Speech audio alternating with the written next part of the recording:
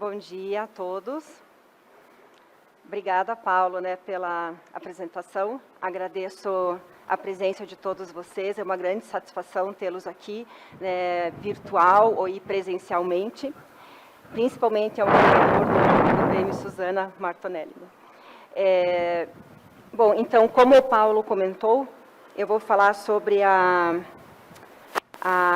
pesquisas,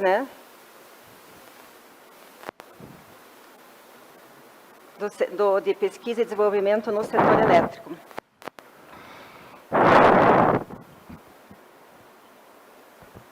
Então, a Vegor é uma empresa que foi fundada em 2007, e desde então ela vem atuando no fornecimento de serviços de pesquisas e análises químicas e físico-químicas para o setor elétrico, com o propósito de promover o progresso não só do setor elétrico nacional, como também o mundial. E para isso, então, como nossa pesquisa e inovação, nós precisamos de um laboratório que tenha infraestrutura para fazer essa pesquisa.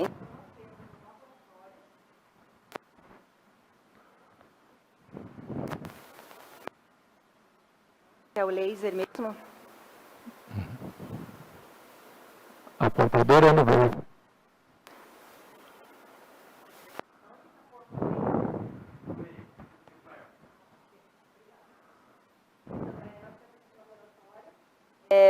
Então, nós somos uma empresa privada. Nós temos esse laboratório de materiais isolantes para manutenção preditiva, que nos atende na nossa principal atividade, que é a pesquisa e desenvolvimento científico e tecnológico. Então, nós não só para o setor elétrico, como também projetos de P&D internos, que se a gente acha algum assunto, alguma tecnologia importante à empresa,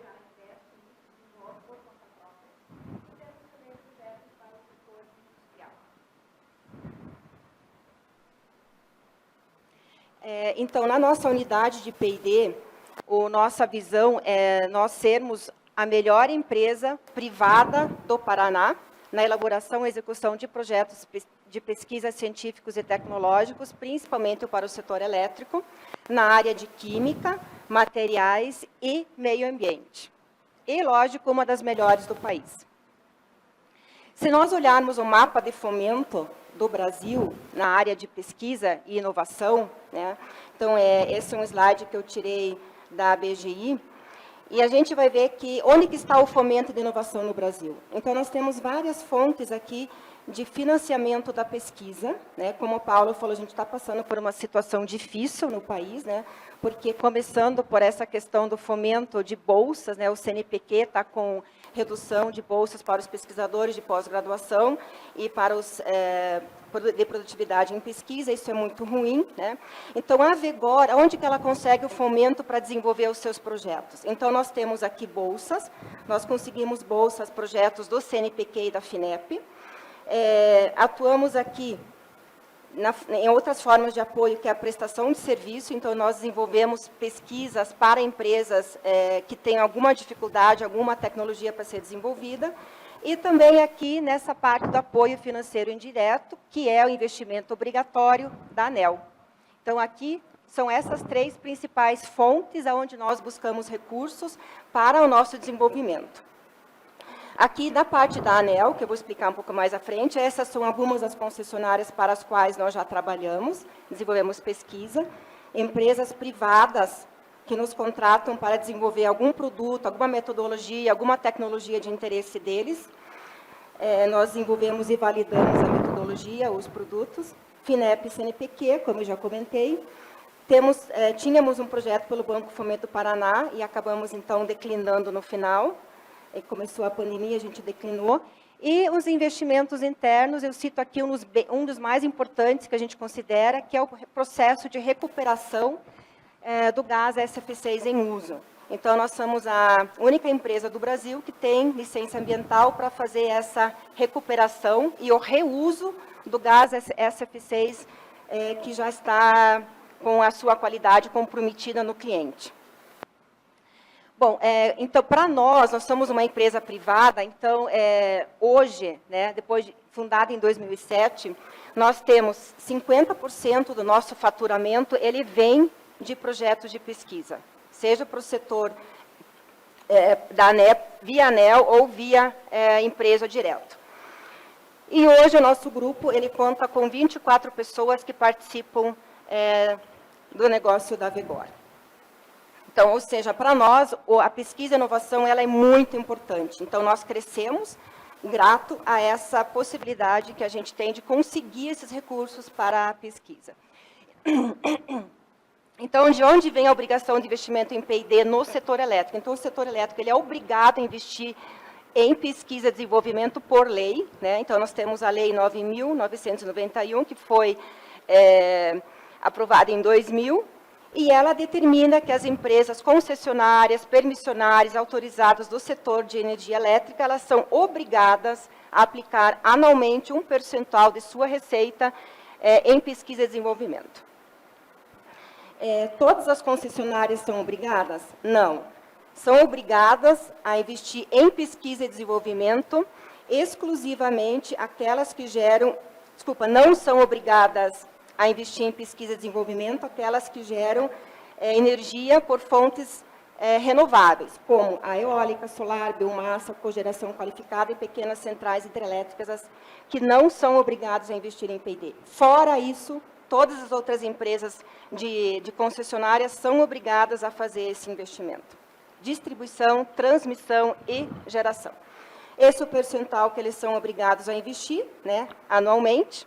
Tá? Então, uma parte desse percentual vai para os projetos P&D ANEEL, onde nós pegamos esse recurso, e uma outra parcela vai para os projetos de eficiência energética. Então, quem pode usar esse recurso? É só a Vegor? Só as empresas privadas? Não. Quem pode usar o recurso aqui são os institutos de pesquisa e desenvolvimento, instituições de ensino superior, empresas de consultoria, qualquer empresa que tenha no seu contrato social a pesquisa e o desenvolvimento pode utilizar esse recurso. Quem são os proponentes do projeto? Então, nós entramos como executoras e os proponentes do projeto é a concessionária. Então, a concessionária propõe esse projeto para a ANEEL e nos contrata para executarmos aquele projeto de interesse deles. E também podem ter projetos, podem participar do P&D, indústrias ou startups, empresas que tenham interesse em aportar um recurso como contrapartida nesse projeto e elas podem entrar como empresas parceiras. Então, onde que entra a ANEEL? Isso é o programa de P&D que é aprovado por lei. A ANEEL, ela entra como um órgão que regulamenta esse investimento. Então, a ANEEL é a entidade controladora desse dinheiro que é investido, que as empresas têm a obrigação de investir. Então, ela avalia os resultados, ela estabelece diretrizes e orientações de como que a gente tem que escrever o projeto, de como que tem que executar, quais são as características que vão ser exigidas desse projeto de pesquisa e inovação. E o propósito disso tudo é promover a cultura da inovação. Então, esse segmento de P&D, essa lei, ela foi criada para isso, para gerar a cultura de inovação, que os parques brasileiros estavam ficando obsoletos, né, a geração, transmissão e distribuição, e precisava ser feita uma reforma tecnológica neles. Então, isso foi colocado também para contribuir para a segurança do fornecimento de energia elétrica, para a modicidade tarifária, né, a diminuição do impacto ambiental e diminuir a dependência tecnológica do país, para que a ciência, a pesquisa, os produtos, a tecnologia fossem gerados aqui no nosso país. Bom, então, até 2008, o que aconteceu até 2008? Quando surgiu essa lei, não se tinha muito ideia de como isso ia funcionar, porque era no começo. Então, as empresas, elas colocavam nos seus projetos as suas necessidades de curto prazo. Então, eu tenho um transformador que vai queimar, eu consigo desenvolver alguma coisa para evitar que os outros queimem? Um exemplo bem simples. Então, eles mais que apagavam um incêndio, digamos assim, de uma necessidade pontual, né? E não era aplicado o recurso nas áreas mais importantes para o setor elétrico. Então, não se olhava a pesquisa de cima, se olhava ela pontual para resolver alguma coisa pontual que estivesse, onde houvesse uma necessidade na concessionária. Aí criou-se a normativa da Resolução 316 em 2008, e ali foram colocadas chamadas temáticas, ou seja, nem tudo é P&D, vamos mudar isso, vamos dar foco. O que interessa para o Brasil, para o crescimento dele? Então, criaram-se essas chamadas e os temas estratégicos para fazer investimento. Então, aqui são os temas estratégicos que são de interesse para os programas de P&D. Então, qualquer proposta que é aprovada, que é submetida ou executada, ela tem que ser enquadrada num desses temas aqui, que são os de interesse do Brasil, né, promovendo, então, a inovação no setor elétrico. Dentro desses temas, o que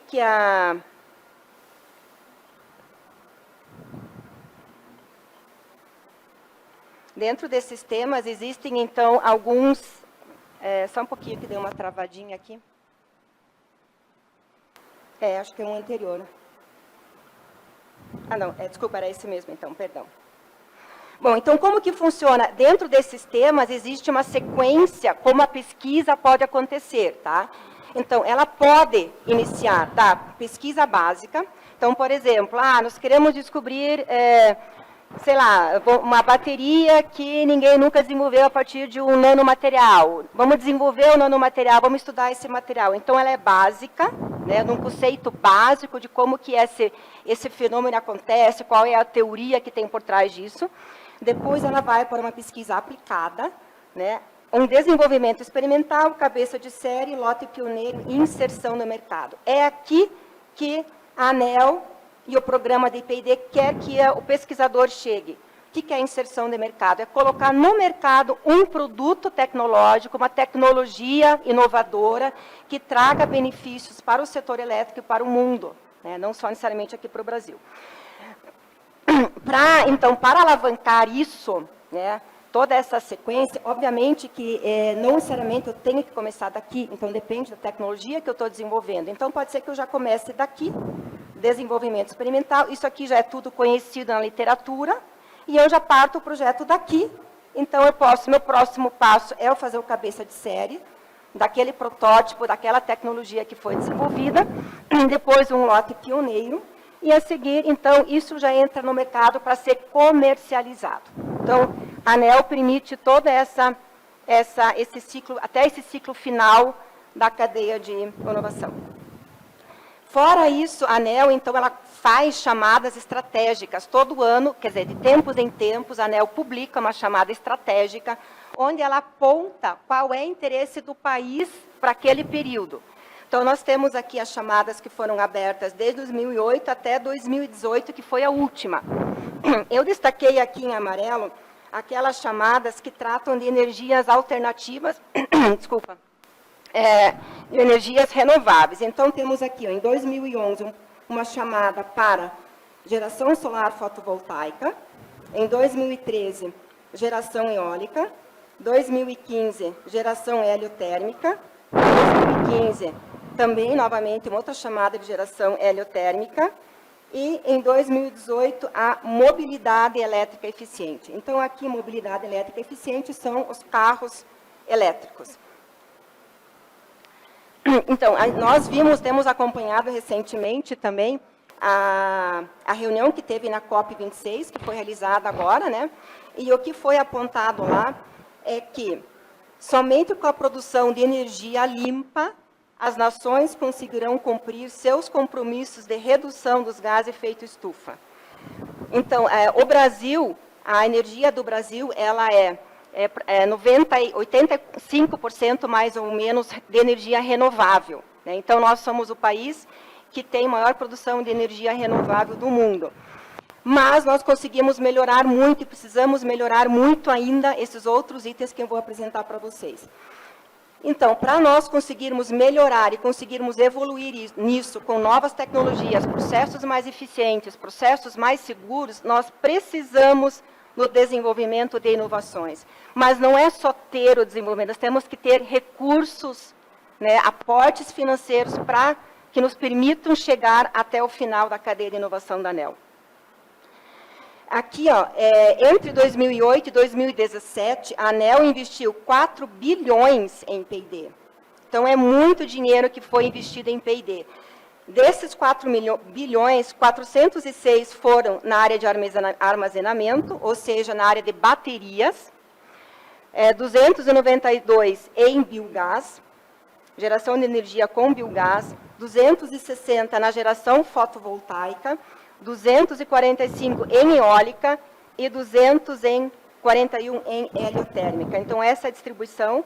E também, agora, recentemente, nesse último projeto, foram investidos 391 milhões em mobilidade elétrica, que é o carro elétrico. Então, isso vem desde o desenvolvimento de materiais, de peças, de produção, até os postos de abastecimento, células, cargas, baterias. Então, tudo isso está envolvido nesse escopo.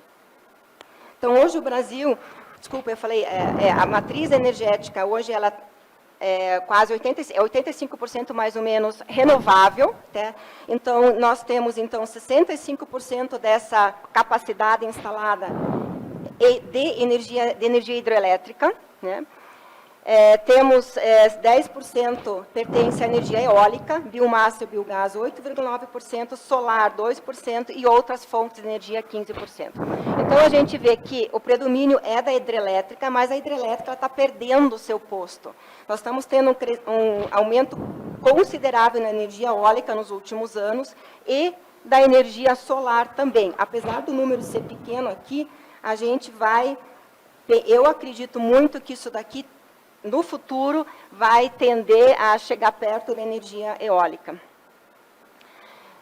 Bom, eu vou mostrar para vocês rapidamente alguns exemplos de projetos que nós temos desenvolvido. Aqui nós temos um projeto na área ambiental, né, e também associado àquilo que foi colocado na COP26, com relação à redução de gases de efeito estufa. Então, nesse projeto aqui, nós descobrimos que o gás de maior relevância na operação da CETEP é o SF6. O SF6, as emissões em toneladas de carbono CO2 equivalente devidos ao SF6 são cerca de 150 vezes maior do que as resultantes da utilização de todos os outros combustíveis, outros sistemas que a CETEP tem. Então, o gás SF6 é um grande vilão do efeito estufa no setor elétrico, é o mais importante de todos. E nós desenvolvemos uma metodologia para testar as vedações, para evitar vazamentos, porque é assim que ele vai para o meio ambiente, a partir de vazamentos não controlados, não conhecidos, etc. Então, nós fizemos esse desenvolvimento para a CETEP. Para a Electro, nós trabalhamos com óleo vegetal isolante, então, eu sou muito grata por ter nascido no Brasil, adoro o Brasil, né, no meu país, e eu acredito que nós temos um grande potencial de agricultura, né, que pode ser utilizado em diferentes áreas, não só para o consumo humano, como também para outros setores, no caso do setor elétrico, né. Então, nós estamos aqui, foi o primeiro transformador isolado com óleo vegetal isolante de milho. Esse óleo foi desenvolvido aqui no Paraná, então, somos muito gratos por todo esse desenvolvimento e ele está, então, instalado e operando com sucesso. Nesse projeto aqui da Copel, nós trabalhamos com óleo biolubrificante, então, os óleos biolubrificantes, a gente acredita que eles têm uma grande oportunidade de substituir os óleos lubrificantes minerais, ou seja, trabalhar com produtos saudáveis para o meio ambiente, que sejam produzidos de óleos vegetais. E nós desenvolvemos aqui, foi o primeiro P&D do Brasil, que a gente conseguiu achar na ANEEL, que trata desse assunto de biolubrificante na geração de energia elétrica. Então, nós temos o primeiro passo aqui, e nós estamos dando já um segundo passo agora para evoluir nesse projeto, usando esses óleos em modelo reduzido de equipamentos de usinas de geração. Nesse projeto aqui, nós desenvolvemos junto com a Gera Maranhão. A Gera Maranhão tinha um sistema, um efluente água-óleo, né, que veio num processo de lavagem dos pisos, resíduos que são formados, e esse sistema de tratamento que eles tinham era importado e não era eficiente e não funcionava sempre, porque no Brasil, aqui o combustível é diferente do sistema aqui, da tecnologia que foi importada. Então, nós desenvolvemos um novo processo para tratar esse óleo. Bom, então, vocês vejam, a gente tem trazido resultados interessantes para o setor elétrico, na nossa área de química e materiais, mas tem críticas no programa ANEEL, onde a gente vê que apenas 10,9% dos projetos desenvolvidos entre 2008 e 2020, eles chegaram ao final da sua cadeia de inovação. Ou seja, somente 10% entraram no mercado, foram inseridos no mercado. E isso, então, foi um problema muito sério, que a ANEEL começou a questionar isso, porque o P&D ele não tem esse propósito, ele tem um propósito de chegar até o final da cadeia de inovação. E com isso foi criada uma nova regulamentação da ANEEL, tá, para melhorar isso. E o que vai acontecer? Essa regulamentação, ela vai começar a entrar em vigor a partir de 2023, então ela está em discussão ainda no setor, pela ANEEL, pelo setor produtivo que está participando das discussões. Vai ficar mantida a forma tradicional de se fazer projetos, mas há um interesse grande pela participação de startups e de fundos de investimento em participações. Então, essa é a diferença que vai ter agora. Então, ou seja, o P&D visa lucro, né? Isso, para um mercado capitalista, consumista, isso é normal. A gente precisa crescer, precisa evoluir e precisa ter retorno desse investimento que foi realizado. Então, ele visa lucro. Uma alteração que aconteceu recente também é que parte do dinheiro de P&D que a ANEEL tinha, que as empresas tinham obrigação de investir, algumas empresas não investiram por N motivos particulares, e esse dinheiro, a ANEEL, nessa lei aqui de 2021, ele foi para uma conta de desenvolvimento energético. Então, no período em favor da modicidade tarifária, ou seja, em favor da redução, da manutenção da menor tarifa possível para o consumidor. E esse dinheiro ele vai ser usado dos projetos entre 2020 até 2025. Então, 7,71 bilhões de recursos que eram de projetos de P&D foram tirados dessa conta de investimento e foram passados para essa conta aqui, para serem usados aqui, para essa conta, foram esse tanto de dinheiro, mas até 2023, 2025 vão usar 2,23 bilhões desse dinheiro aqui, ó, que foi investido, né, para a pandemia do Covid. Então, ou seja, mesmo com tudo isso, a gente tem visto que a tarifa tem subido e muito, né, nos últimos meses. Então, há de se pensar sobre isso. Então, nós estamos passando no momento pela pior crise hídrica dos últimos 91 anos. Né? Então, o que aconteceu? Não teve jeito e as termoelétricas tiveram que entrar em operação para suprir essa demanda das hidrelétricas, essa necessidade que as hidrelétricas tinham por conta dos reservatórios que estavam com pouca capacidade. Enfim, colocando tudo isso, eu queria colocar as 3 tendências para o futuro, que foram apontadas na literatura. Então, as 3 tendências para o setor elétrico na área de inovação são a descarbonização, a descentralização e a digitalização. Então, aqui, quanto à descarbonização, o que significa descarbonização? Significa utilizar formas de produção e de comercialização de energia de forma diferente. Então, hoje nós temos, até entre 2021 e 2025, entrarão em operação 34,5 gigawatts de capacidade instalada no país, sendo que 2 desses terços são dedicados exclusivamente ao mercado livre de energia, que é fundamental para viabilizar o avanço da energia renovável. Então, acredita-se que a energia eólica, a energia solar, tudo certo, tudo organizado, mas isso é o suficiente? Mesmo assim, os aterros estão lotados, então nós temos que dar um destino para tudo isso, e a gente acredita que isso é uma fonte interessante na geração de energia. Então, pontualmente 9h30, Paulo, eu consegui terminar. Agradeço a presença de todos vocês, estou aberta a perguntas, fiquem à vontade. Eu sei que nós temos grandes entendidos no assunto de P&D, né, como o Tavares, a CPFL, que está aqui presencial, e ele pode também contribuir com seu ponto de vista. Obrigada. Obrigado, eu queria agradecer a Helena pela apresentação. E estamos à disposição para o debate. Quem quiser fazer pergunta aqui, é só se levantar o braço, que a gente tem o microfone aí. O pessoal online também está fazendo, eu vou transmitir as perguntas aqui para a apresentadora.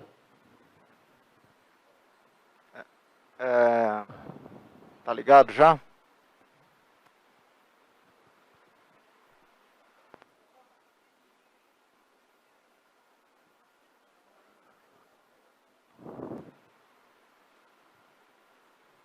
Helena, bom dia. André da ACS Laboratório de Goiânia. Vamos lá. Você passou um número aí que somente 10% dos projetos de P&D patrocinados chegam ao final que dão. Isso em número significa que 90% não que não tiveram um resultado esperado. Toda pesquisa de desenvolvimento tem, eu vejo dessa forma, tem um resultado mesmo que não seja o esperado. Né? Mas esse é um número muito baixo de retorno de todo esse investimento. Comparativamente, vocês têm ideias, porque vocês estão nesse meio, aos outros países que investem em pesquisa e desenvolvimento, quanto esse número é diferente do nosso conseguido atualmente? Obrigado. Obrigada, André. O André Sá, obrigado pela pergunta, muito bem colocada. Só vou explicar um pouco melhor. Aqueles 10,9% são projetos que não chegaram até inserção no mercado. Né? Então, eles não tiveram um produto que foi comercializado, uma metodologia que foi comercializada. Mas o resultado não é que ele não chegou ao esperado, digamos. Então, como eu comentei no começo, a preocupação da ANEEL, a preocupação das concessionárias era em projetos de curto prazo. Então, vamos desenvolver alguma coisa, tem no mercado? Tem, mas isso é novo para mim. Então, a inovação, ela pode ser inovadora para o mundo, para o Brasil e para a concessionária. Então, essas três são as inovações. Lógico que quanto mais abrangente ela for, internacional, mais peso ela tem e mais fácil de você entrar no mercado para oferecer aquilo que foi desenvolvido.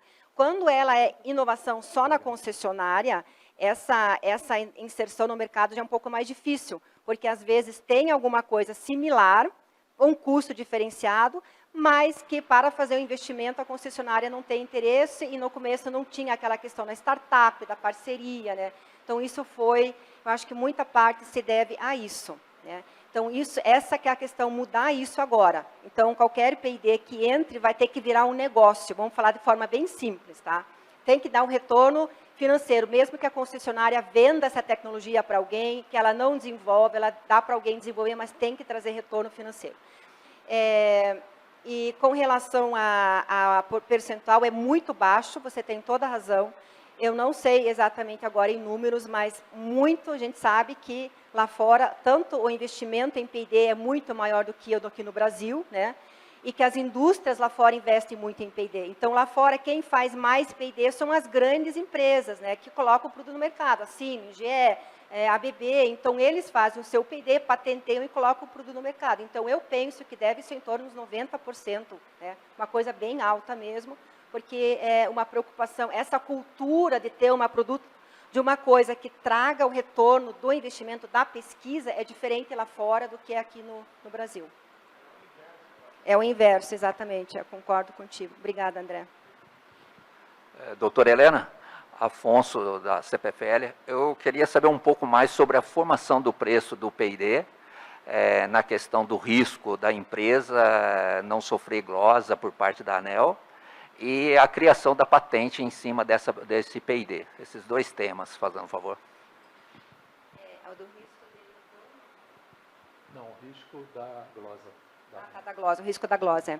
Isso, então, exatamente. Eu não abordei essa questão, então, hoje, nessa nova alteração que vai ter, eu coloquei ali, não deu tempo de falar, mas a ANEEL vai fazer fiscalizações mais periódicas. Então, no começo do programa de P&D era assim, quando a gente começou.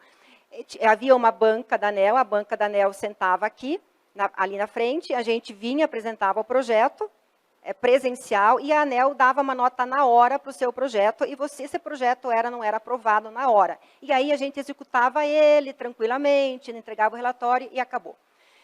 Depois mudou-se. Então, a ANEEL ela não está mais tendo essa interação inicial com quem propõe, né? Então, a gente apresenta a proposta para a CPFL, por exemplo, a CPFL discute internamente se está bom, se está ok, a gente equaliza e a gente executa o projeto.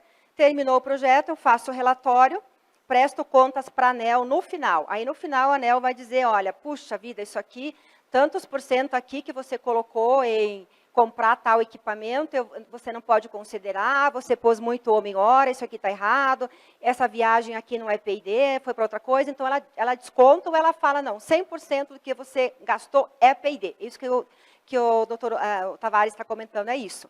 E ele está dizendo como é que é essa glosa. Então, o risco é o seguinte, no final do P&D, a ANEEL vai dizer assim, não, isso não era P&D, e você vai ter que reinvestir aquele dinheiro que você achou que era P&D, mas não é. Então, esse é o risco, que a concessionária não quer que isso aconteça. Bom, eu penso que tem que ser um jogo muito aberto, tem que ter uma parceria muito transparente entre a entidade que executa o projeto e a entidade contratante, que é a proponente, no caso, a concessionária. Tem que haver essa parceria mesmo, entendeu? Então, a liberdade de se conversarem, de visitarem as entidades, de exigirem também documentação sobre isso, né, dos projetos anteriores, como é que foram os projetos de P&D, o histórico que se tem disso tudo, né? E a responsabilidade que o executor tem que ter. O executor tem que ser responsável, né? Também corresponsável por isso, né? Então, eu sei que tem as indefinições, como o André comentou, a incerteza disso não dar certo, mas como que a gente costuma trabalhar? A gente meio que sempre faz um teste já antes, já pesquisa muito, estuda muito para saber sobre esse risco, dessa potencialidade disso dar certo, né? Então, é difícil, mas os nossos projetos hoje, graças a Deus, todos tiveram nota acima de 4, 4,5, né? Então, a gente está bem tranquilo. E a equipe, né? A equipe que compõe isso, né? Não fazendo uma crítica, mas no P&D tem os mestres e doutores, e tudo bem que o mestrado e doutorado é inovação, ele tem, né, na maioria dos casos, o doutorado é obrigatório, o mestrado não. Mas a minha crítica construtiva é a seguinte, que inovação pode ser qualquer coisa para um mestrado e para um doutorado, né? Isso não pode virar necessariamente um produto. Então, eu penso assim, o fato de você caracterizar hoje, na nova modalidade ANEEL, ter um mestre, um doutor se formando, não significa mais que você vai chegar na inserção do mercado depois, né? Porque pode ser alguma coisa diferenciada, o hidrogênio está para cima, está para baixo, eu provei por RMN, que é assim, é inovador, ninguém nunca descobriu. Mas onde que isso entra no produto final? Qual é a inclusão disso no desenvolvimento do produto? Acho que isso tem que ser levado em consideração também. A patente. Sim, a patente eu acho fundamental. Eu acho que todo P&D tem que ter patente, sim. Isso mostra que é inovador. Patente nacional, patente internacional, elas são mais caras para os proponentes, então a gente abre mão da internacional muito por causa do custo, né? Então, nossas patentes que nós desenvolvemos são todas nacionais, e aí a patente é fundamental para ter a caracterização da inovação e você chegar ao produto final, que é a inserção no mercado. Eu queria primeiro lembrar o pessoal que está online para mandar pergunta pelo chat, porque está aparecendo o pessoal com a mão levantada no Teams. Melhor escrever, o pessoal aqui passa para mim e eu transmito aqui para a Helena. Eu queria aproveitar da minha posição aqui de mediador para acrescentar duas coisas a essas questões, porque eu, apesar da minha formação técnica também, eu tenho sido empurrado para a área de negócios, né?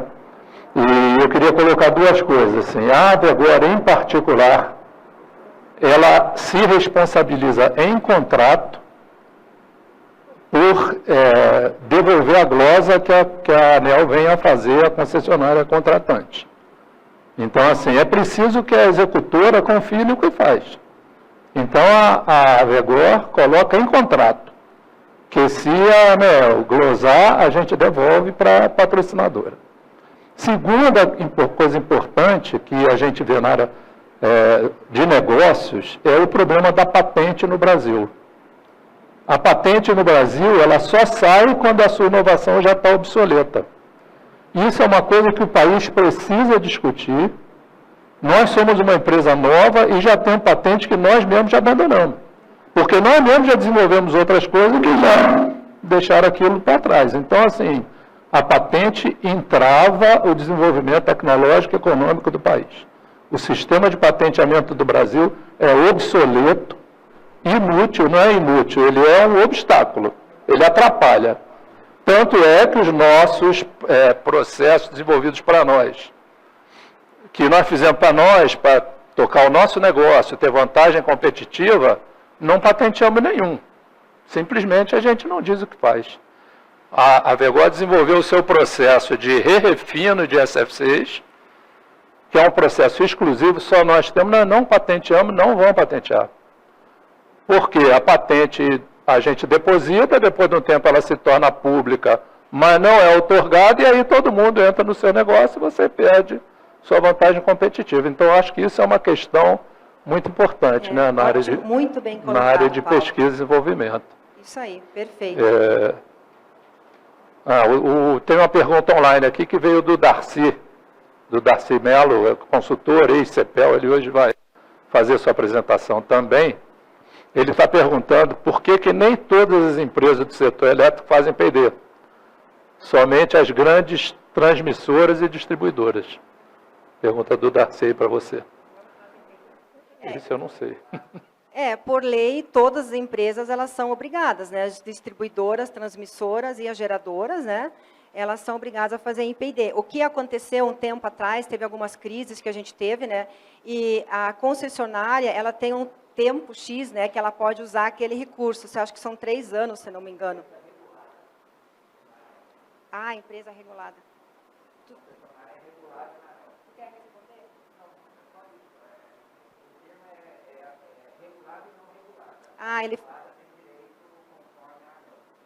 Sim. Então, as empresas, a regulada, ela tem a obrigação de fazer investimento em P&D.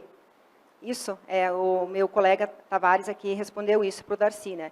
E as não reguladas não precisam. Então, as fontes alternativas de energia não precisam fazer, mas elas são reguladas, né? A regulada associada, isso aí.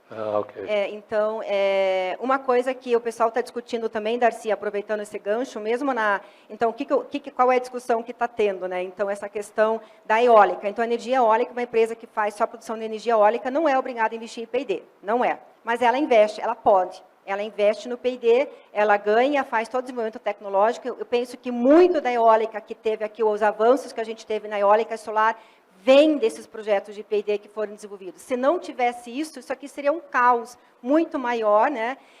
Não teríamos essa evolução tecnológica no setor elétrico de forma assim segura, eu posso colocar isso para vocês, né? E o que está sendo questionado é isso. Então, como é que uma empresa que não precisa investir em P&D, ela se beneficia desse negócio, ela reduz o seu custo interno, mas ela não é obrigada depois a dar isso de volta para o setor elétrico, né? Ela não precisa mais investir em P&D. Então, essa é uma questão que também está sendo discutida nesse novo formato que a ANEEL está avaliando, né? Então, vamos ver o que vai vir. Pessoal, então, nós estamos com o tempo já encerrado. Eu queria só transmitir aqui um comentário que o Darcy fez online aqui. O Darcy diz que participou de um projeto de P&D que terminou com uma patente. Mas, quando tentou fazer a continuação, o novo diretor de P&D da concessionária informou que não tinha mais interesse naquele estudo e a ANEEL não cobrou nada. Esse é o